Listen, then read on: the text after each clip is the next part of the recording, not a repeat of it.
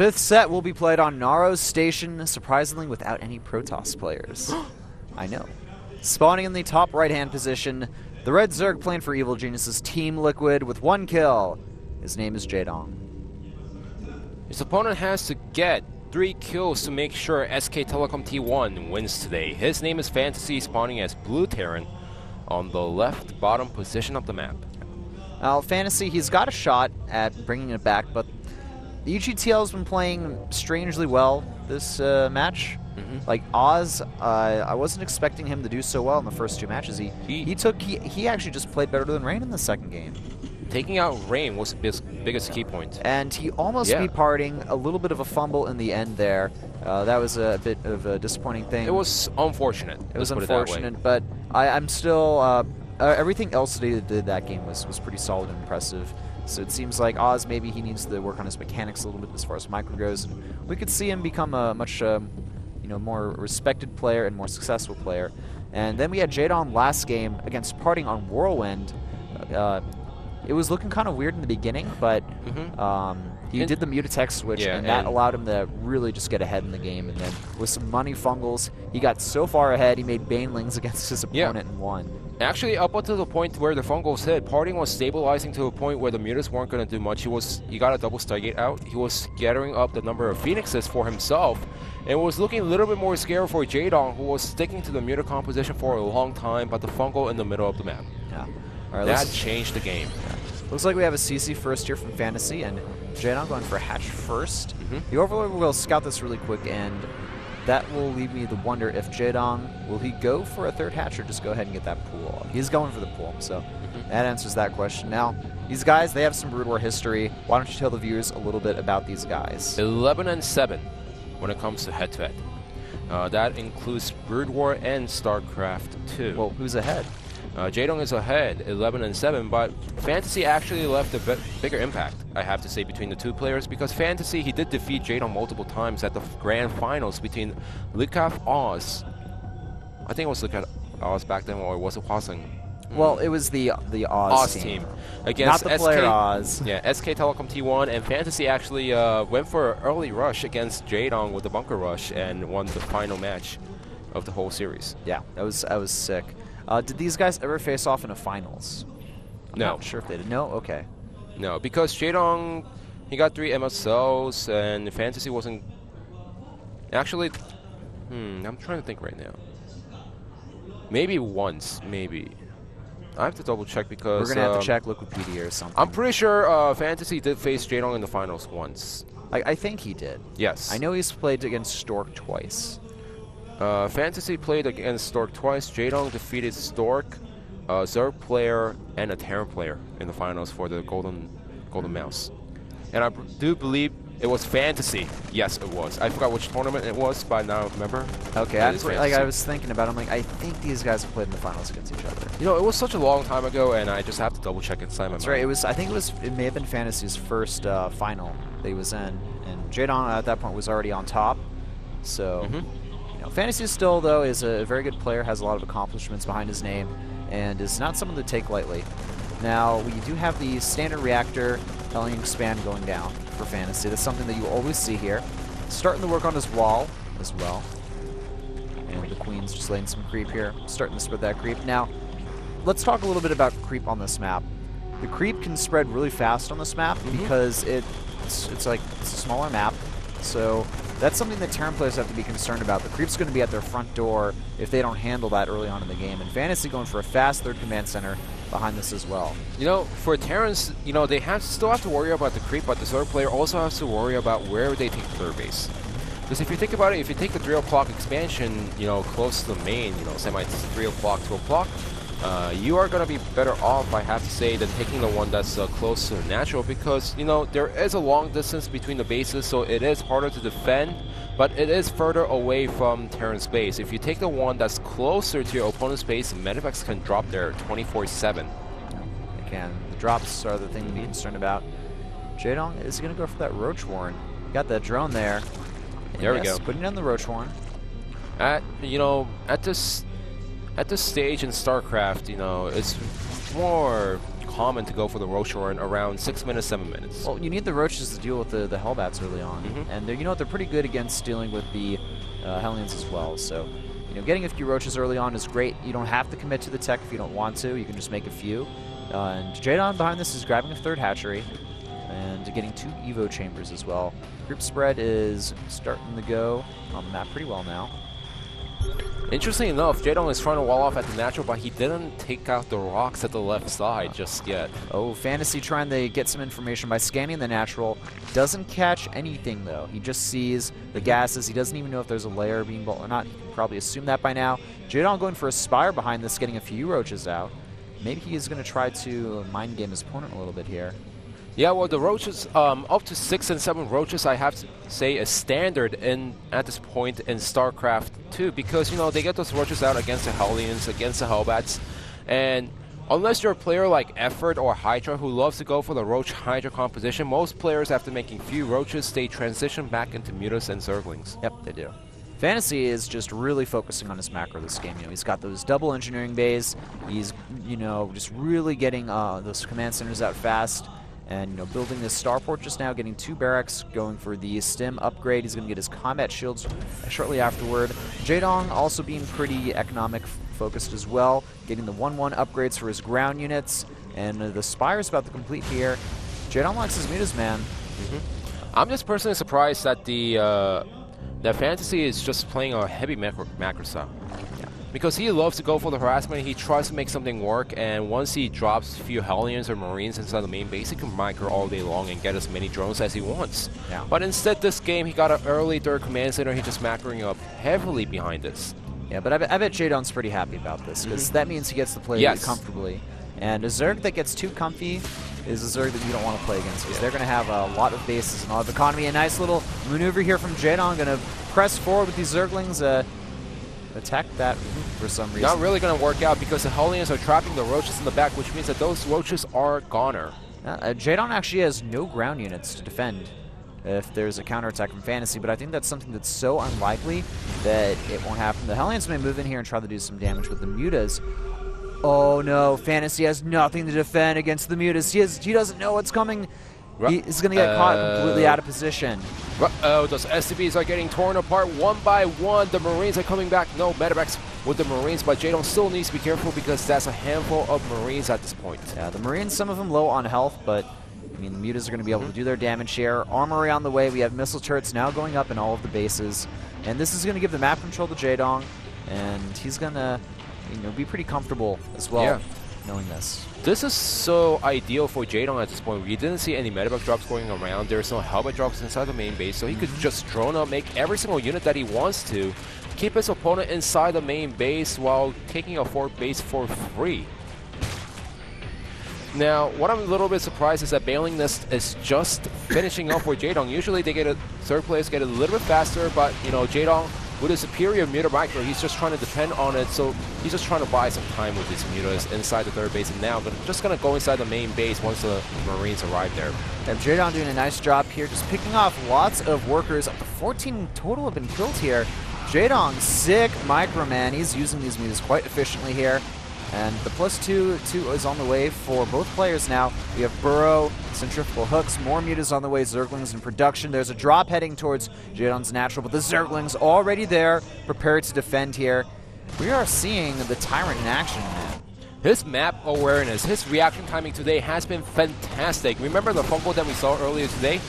It was a split-second thing, and Jadon caught it. This medevac, he caught it even when he was microing with his mutas.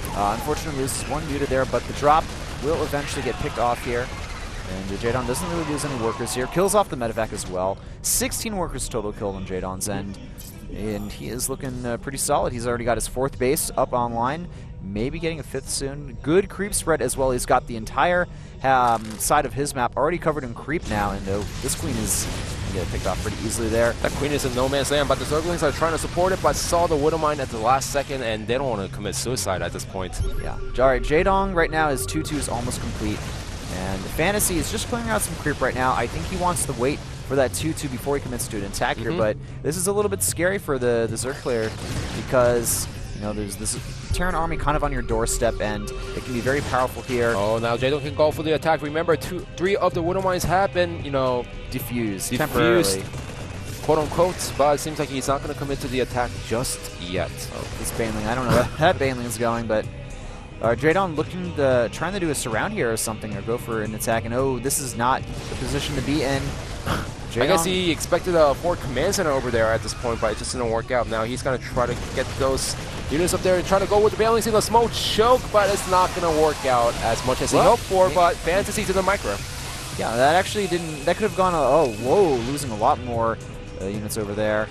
Jaydong, he kind of threw, I feel like he threw away those units, but he ended up doing okay on the trade. It worked out. It worked out. Because Fantasy helped him a little bit at the last second. The supplies are still very even between these players. Jaydong going head on against those Marines, but backing up after realizing the Widow Mines were burrowing there.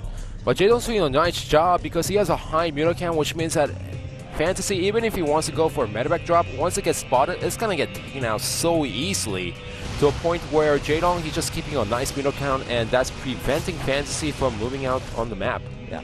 I really like the map control that Jaydong's shown here as well. He's got a lot of Banelings moving over here with the 2-2, but Fantasy deciding to go for an attack of his own. The Banelings are going to chase away this army. Fantasy lifting up a lot of his units. Oh no, the Banelings hitting the Marauders, not doing a lot of damage, but Jaydong deciding to go for the counterattack. Here come the Banelings and the Mutas. Fantasy has to defend against this, or he's going to lose his main and natural here, and with that, a lot of his production as well. All of the Banelings fall, and there's only a few Marines left here.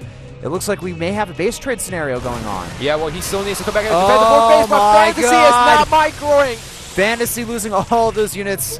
He just realized what happened. He's like, oh crap, that was not what I wanted to have happen there. A few decent Widow Mine shots going off. Jaydong starting to take control of this game, but the supplies are still in Fantasy's favor here. He's getting another expansion, and a hype on the way for Jaydong.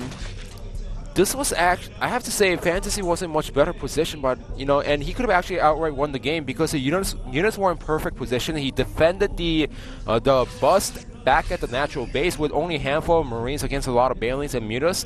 Those Marauders and Marines at that little choke area in the fort base of Jaydong's, that could have taken out the hatchery and went for a counterattack into the natural and pretty much wreak havoc inside Jaydong's main base, but Fantasy didn't just pay attention until the very last second where he realized, oh crap, oh crap. All right, well, Fantasy's 3-3 will complete faster than Jaydong, so that's something he has to his advantage.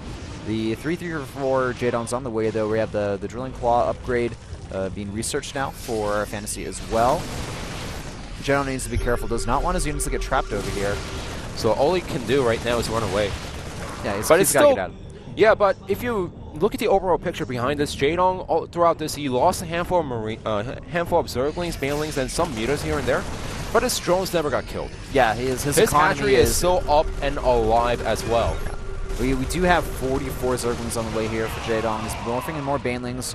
Both players are pretty much maxed out right now, and oh, nice job! Once again, Fantasy, unfortunately, not keeping total control over his units here.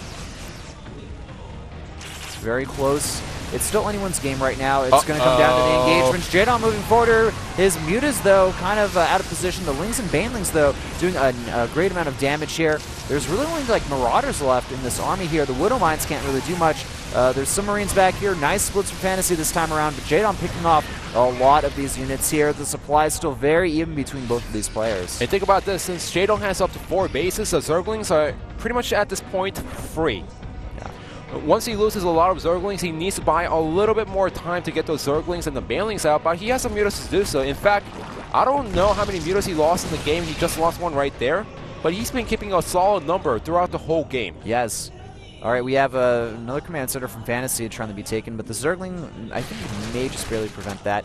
Ultra Cavern on the way. The 3-3 is going to complete soon. We have 5 Infestors on the way as well. That's going to be devastating for Fantasy at this point. I've noticed that the Zerg players now, they'll get a handful of Infestors when they transition into that Hive tech. The Zergling just slightly plays it out of position here. Well, at least it didn't get killed. Yeah. And it looks like there was a drop attempt in the main base. Doesn't really do any damage from the looks of things. Like I said, since Jaydong has a handful of Mutas, those drops aren't going to do much at this point, unless there's a Doom drop and the Marines get into perfect position before Jaydong can arrive. Yeah. Right. Fantasy trying to get some good positioning here. This is not a good engagement for Jaydong. Does not want to move in here. Losing some creep, unfortunately, as well. It's going to make it easier for Fantasy to press onto the third base from this lower area. Yeah, Fantasy's doing a nice job keeping his Widow Mines alive in that position, but that also means he doesn't have any units over here to defend the planetary fortress. It doesn't help. Jadon needs to control those units, does not want to lose a lot of them. The Banelings rolling in here towards the natural, and there are bunkers here to prevent that from happening, and those Banelings rolling out, they're all going to get destroyed without doing basically any damage there, so mini win there for Jadon. Or excuse me, Fantasy. And Jadon also needs to be careful because once the mutas get taken out, then it's going to be really hard for him. He just needs to buy enough time for the Ultras to come out. But away, those mutas is not the right distance. Oh, that was perfect for Fantasy, and ooh, not fun for Jadon there. He just lost almost all of his mutas there. It's going to make it harder for him to defend against these drops now. Nice Widow Mine placement as well. Jadon should be able to defend here, but starting to take some economic losses, and this is the key point where Fantasy starts to move in now towards that third base. The Ultras, where are they? I know that there's some on the way. They're coming out right now. The Queen is out. The Zerglings are coming out. The Infestor is over there for the Fungal at the fourth base, but he needs to defend the third base because it's getting eaten away so fast right now. The third base is going to fall, and I think Fantasy is going to simply move into the main with one of the medevacs to do a drop there. That's what he's doing, but Jadon with some nice control there. He brings some units back to defend and moving units forward here. Oh my god, nice Widow Mine shot on Fantasy's own units. Nice micro by Jadon. Oh, Jadon going for a counterattack to the planetary. If he can get this, that'll even out the damage that Fantasy caused to his opponent's economy. And Jadon able to defend against these drops. This extra base by Jadon will be taken out though from Fantasy. And it's just turning into a nitty-gritty game here. And this is looking a little bit grim for Jadon as all of those units are trapped inside the main base, but Jadon also doing a nice job with the Zerglings trying to draw out the friendly fire onto the fireball, but it just didn't work out. Fantasy has some good micro here. He can only micro for so long against these Ultras, but he's doing a great job being cost-efficient against them. Eventually, he will have to run away. The reinforcements here are going to force Jadon back. He may end up losing all of those Ultras here. No, he's going to move forward. Can he get the Fungals down? He does get the fungal hits, but all the Ultras are getting taken out, and GG. The biggest problem is he didn't have any economy to back those Ultras. No, he didn't. So Jadon falling against Fantasy in the 5th set. I have to say that the game overall, it felt weird because you normally see more bases at that point in that matchup. Like, think if the map was Whirlwind, we'd have bases all over the place, but it was kind of a bit more of a low econ game, I want to say, almost. If you play it on Naro Station, it forces a low econ game. Yeah. The bases are spread out apart so much that Zerg players, once they get up to 4th base, defending on 5th base is so hard to a point where they're just like, you know what, I'm just going to play off of 8 gas. Yeah, exactly. I felt like there were some points in that game where Jadon could have taken an additional expansion in the top left. He didn't really go for that though, so I guess it didn't work out. And it seems to be like that timing where the Tyranny it's maxed out, he has 3-3, and the Zerg player is trying to transition into Ultras. That seems to be the key point where Terran players move in and go for the kill, and it ends up working a lot of the time. Yeah, well, Jadon was doing well during that point where he was trying to transition into Ultras, and the Widow Mines happened. Yeah, the Widow Mines. That allowed Fantasy to go for the multiple drops, get into a nice position with his Bio Ball, and take out hatcheries one by one. I think that was definitely a big turning point from the game as well. So now the score, 3-2. EGTL still in the lead. Who is going to be the next player from Evil Genius's Team Liquid? It's either going to be Zenio or JYP. It looks like Zenio being sent out. Another Zerg player to take on Fantasy. The map is going to be Newkirk, which means that it's going to be a 2-player map, and Zenio, if he has a prepared build, this is the map to go for. It certainly is. And I'm curious to see if he has a prepared build for Fantasy specifically on this map. If not, I don't know what's going to happen, but we're going to find out in what will happen in this next game after the commercial break.